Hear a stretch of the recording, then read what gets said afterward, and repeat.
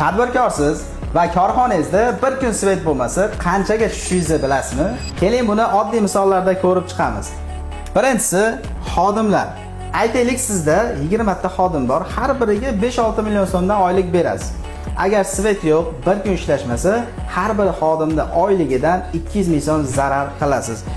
Ya'ni 200 ming so'mdan 20 ta xodim oyligi 4 million so'm siz bir kunda zarardasiz. Ikkinchisi, оборот.